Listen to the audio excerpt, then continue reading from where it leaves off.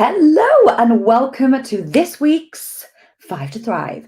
This is going to be a short video, literally 5 minutes, sharing some mindset tips, tools, and this week we are looking at the circle of control, or some people may know it as the circle of influence. So what is that? I've actually drawn a little diagram. So here, we hear all the time, don't we? How many people, it might be yourself, it might be others that you hear say, I'm a complete control freak. This part here, we want to control what happens in our lives. We want to control the outcome of things. We want to control other people. Now, this may sound malicious, but it's a very natural thing when we want things to go a certain way, especially if we are coming from a place of fear. We don't want things to go wrong. Or if we're coming from a place of being hurt before, we want to avoid certain things. And that feeling of being out of control, let's be honest, it can be quite uncomfortable. But if you can resonate with that old saying of, I'm a control freak, or I hate being out of control, then this is really, really going to help you. Because let's be honest, we can't control the uncontrollable. We just can't, no matter how hard we try. But there are certain things that we can control. And then when we look at the other stuff that we can't and we change our perception on it, we begin to embrace, we'll actually see what we can influence and how that can actually be of benefit to you. So back to the drawing. Here in the middle, that tiny little bit is you. This circle of control, here's what you can control. Your thoughts, your feelings, your emotions, your reactions, the way that you are, your mood, your work ethic. You can control you.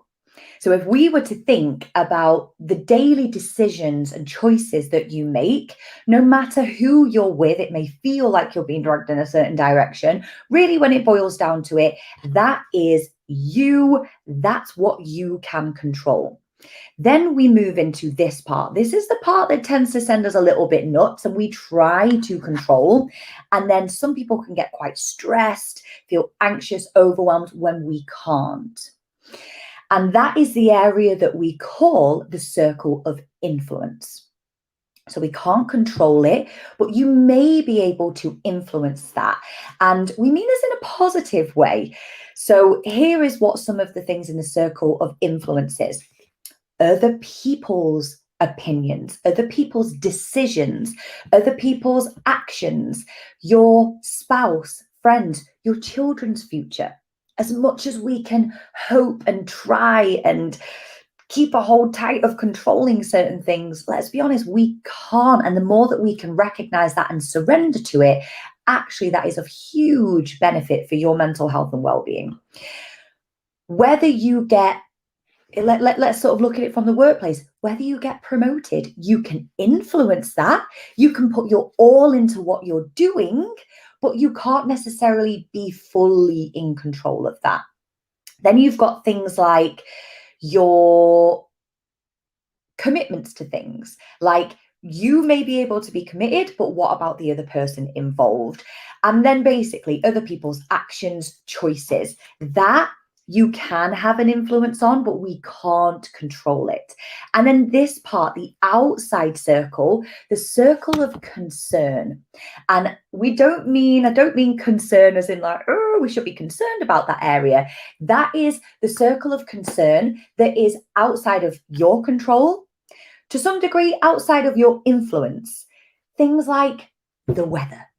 We can be concerned about it. We can give it some concern, but we can't control it.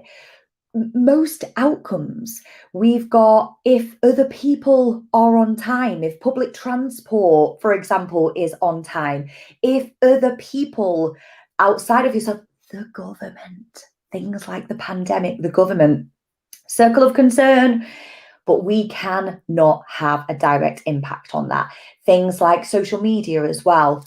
Songs in the charts, like what the next upcoming apps are. Like we can be aware of them, we can give energy to it or not. So that is basically just a concern that can be there, but it isn't anything we can control. Yet, how many times in this last 18 months have we seen people trying to control things that are unfortunately out of their control? The pandemic being the biggest one. We've almost been at the beck and call of that. So the reason I wanted to share this today is when we can shift our perception a little bit and actually recognize that there's only really a small amount of things in our lives that we can control. And when we get a grip of that, when we come from that place of certainty that actually there is one person that you can absolutely count on in life, that's you. And when you own that, when you step into the power of that, that is when you don't feel the need as much to rely on other people or get pissed if the weather's not very nice or wonder, what if this promotion, what if that, I hope I get it. All you can do in those moments, if you really desire something or you want change, how can you control you, thoughts, behaviors, emotions, the impact that you have, and then influence, be of positive energy, do what you can to help and serve others. That is then going to help that influence. So I'm hoping that this has helped, especially if you consider yourself to be a little bit of a control freak. And then actually just really recognizing that moving forward, there's one person to focus on when it comes to controlling anything, and that's you. Other than that, let go. We cannot control the uncontrollable. And I remember hearing that a few years ago and like a light bulb going off. It's like, we can't control the uncontrollable. So we might as well let go and focus energy on what we can. And that's us. So I'm going to say, have a great rest of your day. Thank you for watching. If you have found this of benefit, give it a little share and let me know your thoughts below. Have a great rest of your day.